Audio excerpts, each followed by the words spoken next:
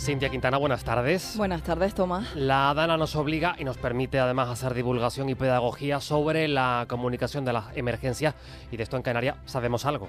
Así es, Tomás. El archipiélago ha vivido diferentes catástrofes naturales, como las inundaciones en Santa Cruz de Tenerife en 2002, el derrumbe de un edificio en Los Cristianos, ocurrido en Tenerife en 2016, el incendio que asoló a Gran Canaria en 2019, el de Tenerife en 2023 o la erupción volcánica de La Palma en 2021. También recordarán, Tomás, este sonido.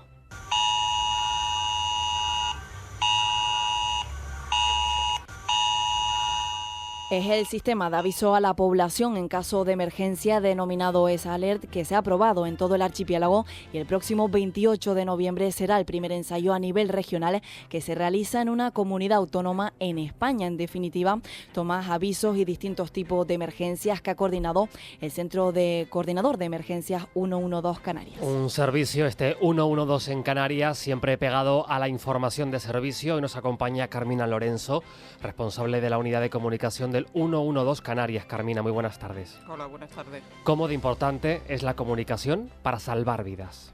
Yo creo que la comunicación es clave, y tú lo has dicho. La máxima para nosotros, de todos los que trabajamos en la unidad de comunicación, es tener clarísimo que la comunicación salva vidas.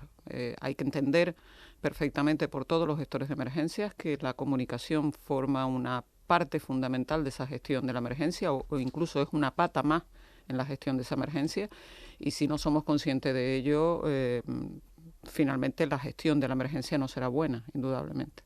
Carmina, una pregunta. ¿Cuál es el procedimiento desde que se activa una alerta de tal magnitud como, por ejemplo, es una DANA o cualquier otra emergencia como las que he nombrado que hemos vivido aquí en Canarias, hasta que se da ese aviso a la población? Vamos a ver, todo esto lleva un proceso y depende de qué tipo de emergencia se produzca. El gobierno dispone de una dirección general de emergencia, que en esta legislatura forma parte de la Consejería de Política Territorial, donde tiene un servicio de protección civil que trabaja coordinadamente con el 112. Desde la Dirección General es desde donde se emiten todas esas alertas o prealertas que estamos acostumbrados a escuchar, y se emiten, como digo, en coordinación con el 112. Por lo tanto, desde el primer momento que los distintos servicios prevén que se pueda producir algún fenómeno extraño, que pueda tener peligro sobre todo para la población, nos mantenemos en comunicación permanentemente. Y cuando Protección Civil del Gobierno de Canarias o la Dirección General de Emergencias del Gobierno de Canarias determina que hay que decretar esos avisos, automáticamente la unidad de comunicación del 112 pasa a informar a la población a través de redes sociales, comunicando esa información. Pero previamente, ¿qué es lo que se hace? El Gobierno de Canarias, a través de la Dirección General de Emergencias y por medio del 112, comunica también a todas las instituciones públicas, ayuntamientos, servicios de policía, bomberos, etcétera, etcétera, que se puedan ver implicados en esa gestión, comunica que se va a producir esas alertas y esas prealertas. Hay que entender que las prealertas normalmente se avisa solo a los servicios de emergencia para que estén preparados ante posibles riesgos, pero que en teoría ese riesgo no va a ser excesivamente elevado y que puede que los riesgos no sean importantes para la población. Cuando ya subimos alerta, sí hay una obligatoriedad clara de comunicárselo a la población, porque ya hay un riesgo claro para la población y se tienen que tomar medidas. Y ese es más o menos el procedimiento, simplificándolo mucho. La Dirección General de Emergencias trabaja, tiene una serie de servicios que detectan esos posibles riesgos, de acuerdo pues con la EMET, con el IGN, cuando hablamos de volcán, y en función de toda una serie de parámetros toma la determinación de declarar esas alertas o prealertas. Nosotros nos coordinamos con ellos y comienza a hacer esa comunicación a la población y a los servicios de emergencia. Sabiendo, Carmina, y es uno de los ingredientes que ustedes manejan en el día a día, que si hablamos, por ejemplo, del tiempo, esto no es matemático, esto lo sabemos. Pueden darse una serie de condiciones que lleven a prever que va a haber un tiempo determinado y cambia, y eso no quiere decir que el sistema esté fallido, quiere decir que el tiempo evoluciona, no es matemático, no sabemos justamente la calle en la que va a llover. Esto quiere decir que la comunicación de emergencias está muy viva y en función de eso se van tomando las decisiones siempre dentro del protocolo. Efectivamente, desgraciadamente en emergencias no hay una predicción exacta al 100% y lo vamos viendo, las cosas van cambiando. El ejemplo lo teníamos, por ejemplo, en el Delta al que tú hacías referencia. Venía ese huracán que supuestamente iba a asolar, esa tormenta tropical, mejor mejor dicho, que iba a asolar Canarias desde el principio del archipiélago hasta el final, o sea, entrando por el Hierro, La Palma y terminando por Fuerteventura, y afortunadamente solo nos llegó la cola. ¿Y qué cola nos llegó? O sea, imagínense ustedes que eso hubiera entrado. Pues de esa previsión inicial nos quedamos en la cola con los destrozos que hubo. Pero si hubiera entrado como estaba previsto inicialmente, el daño hubiera sido mayor. Con las lluvias pasa un poco lo mismo. Hay una predicción donde puede haber esa variación, la lluvia y cualquier fenómeno meteorológico adverso. Y la EMET lo dice, y lo de Valencia es un claro ejemplo. La previsión eran unas cantidades de lluvia y aquello se desbordó y ha sido muchísimo mayor.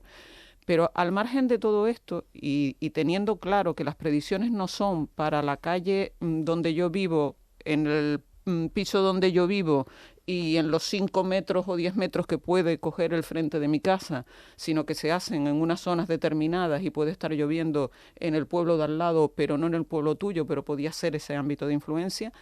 Dejando claro eso, yo creo que hay que tener un detalle tremendamente importante: la prevención. La prevención es clave y en ese sentido el Gobierno de Canarias está trabajando muy duramente en hacer una cultura preventiva en la población. Tantas veces se declara una alerta por cualquier fenómeno, desde todos los perfiles del 112 se empieza a publicar toda una serie de consejos de autoprotección. No hay que esperar a que llegue una alerta por lluvias para nosotros tener los tejados limpios, los bajantes bien limpios, esas terrazas que tenemos tantas plantas y están tan bonitas, pero que sueltan esas hojarascas y no limpiamos justo en los bajantes y se taponan y cuando llegan esas lluvias no podemos tenerlo. En los incendios no hay que esperar a esa declaración porque hay que limpiar los terrenos colindantes para que cuando llegue el fuego no nos afecte a nuestra casa, y así podíamos seguir uno detrás de lo otro. Seamos previsores. Y si tenemos previsión y seguimos los consejos de autoprotección, parte de esas emergencias pueden, no que no sucedan, pero por lo menos que nos hagan menos daño. Y Carmina también nombraba anteriormente ese sistema, el ES-Alert, que se realizará el próximo día 28 de noviembre. ¿Crees que hacen falta ensayos como estos en todo el país? Sí, sin lugar a dudas. El ES-Alert es una herramienta que nos ha puesto a todas las comunidades en la mano el Sistema Nacional de Protección Civil, viene la Dirección General de Protección Civil a nivel nacional, que depende del Ministerio del Interior, y cada comunidad autónoma pues está intentando gestionar como considera oportuno. Canarias, el Gobierno de Canarias ha optado, desde mi punto de vista, muy acertadamente, en hacer esos simulacros en todas las islas para que nos vayamos familiarizando con ese uso y para que cuando nos llegue no nos asustemos ni pensemos que es el típico mensaje que pueda traer algún tipo de engaño, y que lo leamos. No se trata de que nos moleste el pitido y lo apaguemos. O sea, el pitido simplemente nos avisa de que algo gordo nos están comunicando. Leamos el mensaje. Hasta ahora han sido pruebas, han sido simulacros donde nos dicen simplemente que ha sido un simulacro. Pero en una emergencia real esos mensajes nos van a decir: se tienen que evacuar las zonas de tal sitio, se tienen ustedes que dirigir hasta tal zona, el punto de encuentro estará tal, las carreteras están, esta y esta van a estar cortadas. Insisto, aunque el ruido nos moleste, hay que leer el mensaje. Y creo que son absolutamente vitales ese tipo de simulacros para familiarizarnos. Los ejemplos los tenemos ahí cuando la gente no está acostumbrada. Tuvimos la gran tormenta que hubo en Madrid con la Filomena, si no recuerdo mal, que los medios de comunicación empezaron a chotear, que si el pitido era muy alto, que si casi me da un infarto, todo este tipo de cosas, y era simplemente porque no se había probado y no se habían hecho esos simulacros y las personas no se habían familiarizado con ese sistema. En ese sentido, insisto, creo que es clave. Creo que Canarias en eso estamos avanzados, somos un referente para muchas comunidades autónomas, nos están preguntando ahora mismo cómo estamos implantando ese sistema y creo que Canarias ahora mismo estaríamos bastante preparados para que si llega una emergencia que necesita hacer uso del ES-Alert, todos entendamos de la importancia y no cuestionemos ninguno ese pitido desagradable que nos llega. Y, por ejemplo, para personas que viven en zonas rurales o mayores, Carmina, ¿cómo llegar a ellas? ¿Cómo notificar? No sé si el sistema ES-Alert, siempre que haya cobertura, hemos aprendido que te llega ese pitido, pero gente que no tenga el teléfono, ¿se sigue pensando cómo comunicar o cómo cada vez más estas informaciones lleguen a toda la población? Sí, no nos podemos olvidar. A ver, el ES-Alert no es la panacea. Y el ES-Alert no va a ser el único elemento, la única forma de aviso a la población. El ES-Alert es un sistema complementario a todos los sistemas de avisos a la población.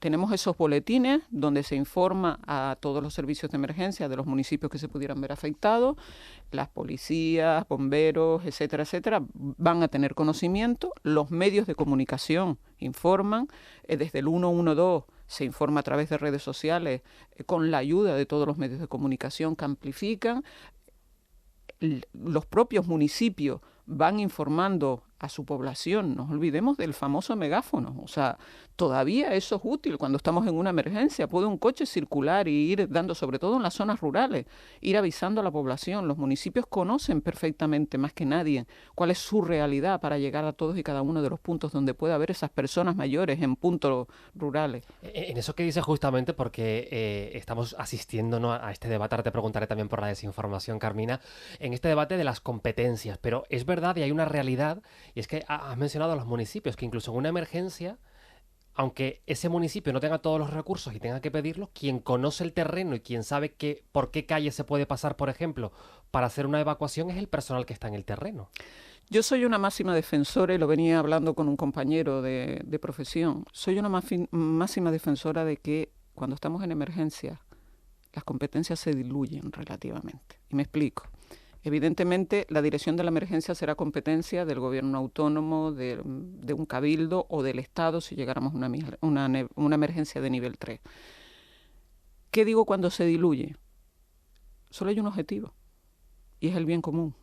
Y por lo tanto, cuando todos queremos salvar las vidas de las personas, solo desde la coordinación de las administraciones y del apoyo y el trabajo coordinado entre todos los servicios de emergencia se puede lograr ese objetivo. Entonces, en ese sentido, tenemos que aprovechar lo que mejor sabe hacer cada cual. Si el municipio conoce perfectamente hasta el último rincón, serán ellos los que tengan que avisar. Si los bomberos saben de desagües y achiques, serán ellos los que los tendrán que hacer. Y así, servicio por servicio. Pero hay que trabajar coordinadamente. Y eso sí, sin olvidar que hay una dirección de la emergencia a la que hay que reportar todo, con la que hay que coordinarse para que no se produzca un caos y la gestión sea la correcta. Salvar la vida de las personas, como bien has dicho, ese objetivo, Carmina, ¿cómo es a la hora de comunicar?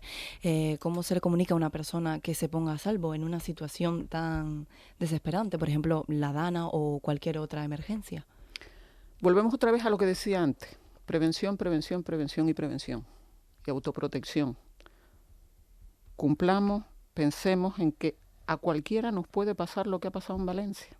Ojalá no, pero ninguno estamos exentos de que tengamos un riesgo de ese tipo.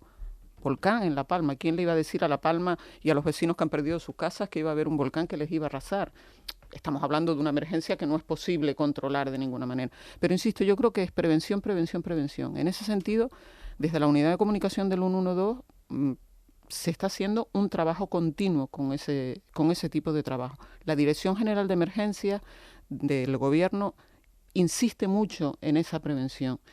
Entonces, a la hora de que llegue una emergencia, se trata, primero, de que tenga resultado esa prevención y, por otro lado, de que nosotros seamos capaces de hacer una comunicación ágil, concisa y clara, donde toda la población tenga claro a dónde se tiene que dirigir para saber que esa información es real y no se deje enredar con bulos y me pasan esto por internet y me mandan un Instagram que dice que por aquí no puedo ir, me dicen que los servicios de emergencia no están trabajando. ¿Qué hacemos ante eso, Carmina? Porque imagino que también genera a ustedes, a nosotros en los medios nos genera mucha impotencia porque no nos creen. Ustedes trabajan en la emergencia, hemos visto cómo se desacredita a quien está en ese nivel, incluso desde el sofá de casa. Lo veíamos en la pandemia, lo vimos en el volcán de La Palma, todos desde casa sabemos cómo achicar agua, aunque no tengamos ni pajorera idea. ¿Ustedes cómo gestionan, cómo viven eso e insistir siempre? La información oficial, la información de quienes están en el terreno, de quienes conocen los protocolos, quienes coordinan y que saben perfectamente cómo trasladar esa información. ¿Qué hacemos? Ir coordinados, nuevamente. Ir coordinados la unidad de comunicación del 112, el gobierno de Canarias y, por supuesto, los medios de comunicación. Si los medios de comunicación tienen claro lo que son una fake, y todos lo saben perfectamente, y tienen un hilo directo, como tienen con la unidad de comunicación del 112 y con la Dirección General de Emergencias y con la Consejería competente, cualquier duda que se tenga ante eso hay que corroborarlo. Eso por un lado. y por el otro lado, insistirle a la población solo canales oficiales. Si el 112 tiene toda una serie de perfiles en redes, Instagram, Twitter e incluso YouTube, si tenemos dudas ante cualquier información, vayamos a las fuentes oficiales. También, Carmina, tenía yo otra duda. Cuando hay una emergencia de este tipo tan grande, las demás emergencias, ¿cómo se coordinan ambas? Trabajando. Trabajando. Nosotros cuando hacemos charlas en los colegios, les ponemos normalmente un vídeo donde intentamos trasladar qué es lo que puede estar pasando en un centro coordinador al mismo tiempo. Y se ven desde accidentes de tráfico, rescates en mar, rescate en montaña, un infarto, una enfermedad común en domicilio, un traslado. Pues eso sigue pasando cuando hay una emergencia. Y nos olvidamos de ese tema. Evidentemente hay que pedirle a la población que tenga un poquito de paciencia, porque cuando estamos en una emergencia los servicios se colapsan o se enlentecen y hay que entenderlo, pero se sigue trabajando y se sigue asistiendo a la gente. Con más rapidez o menos rapidez en función de los recursos disponibles, pero siempre hay que dar respuesta. Pero les aseguro que eso se sigue produciendo. Con emergencia o no emergencia, eso se sigue produciendo. Sí es cierto que cuando se produce una gran emergencia, yo creo que entre la información que estamos todos pendientes, normalmente se reduce un poco el número de llamadas de otro tipo de emergencias. Hay como una especie de parón. De parón, sí, es como con los partidos. El hombro, a lo mejor. O como los partidos de fútbol, cuando se producen grandes partidos de fútbol o grandes acontecimientos que son retransmitidos televisivamente y toda esa historia, hay una bajada y eso lo notan los centros coordinadores. Recuerdo en la época bueno, ustedes son muy jóvenes y no se acuerdan, pero de grandes series de Falcon Crest o cuando empezaron los culebrones y toda esa historia, se vacilaba un poco porque decían, no te preocupes que esto va a ser la hora de la serie y aquí no vamos a tener un bajón. Pero eso se percibe también en los servicios de urgencia de los propios hospitales. Pero es importante al final hacer hincapié en que siguen trabajando también en otras emergencias, que ahí está el 112, pero al final, pues mira, si a lo mejor bajan en esa temporada cuando hay un incidente más grave, pues a lo mejor a ustedes también les deja trabajar un poquito mejor. Se baja, pero hay. O sea, no es que desaparezcan. Está la emergencia y está la actividad rutinaria. Y las enfermedades siguen existiendo y los accidentes se siguen produciendo y los rescates se siguen produciendo. O sea que se sigue trabajando también a un ritmo vertiginoso encima con la emergencia arriba. Es cierto que cuando se producen ese tipo de emergencias, las salas operativas del 112 se refuerzan. Entonces siempre hay más personas para poder precisamente dar respuesta no solo a la emergencia, sino a la actividad ordinaria. Carmina, los protocolos se siguen revisando, ustedes siguen aprendiendo, esto está vivo, esto está en constante seguir mejorando para garantizar siempre la seguridad de todas las personas. Con lo que sabemos en Canarias, con lo que sigue ocurriendo en Valencia y en otros puntos, ¿qué aprendizajes tenemos que llevarnos? De toda emergencia se aprende siempre. Y quien diga lo contrario no hace un análisis real de las mismas. De toda emergencia se aprende los aciertos que hayas podido tener y sobre todo se aprende de los errores. Yo creo que es muy importante cada vez que pasa una emergencia sentarse ya en frío, cuando ha pasado el volumen, analizar las cosas, ver en lo que uno se ha equivocado y qué es lo que hay que hacer. Yo creo que todas las emergencias nos siguen demostrando lo que decías al principio de la entrevista, que la autoprotección es vital, que hacer caso a los avisos es fundamental, que no minusvaloremos esos avisos. Va a llover, pero total, a mí me da tiempo de ir al centro comercial y de buscar cualquier cosa. Voy a quitar el coche. O sea, los coches han demostrado que son un ataúd en una emergencia.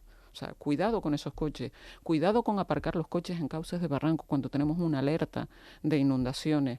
No nos vayamos al monte cuando tenemos una alerta de altas temperaturas. Entonces, en ese sentido yo creo que lo fundamental es aprender autoprotección y hacer caso de los avisos, no los minusvaloremos.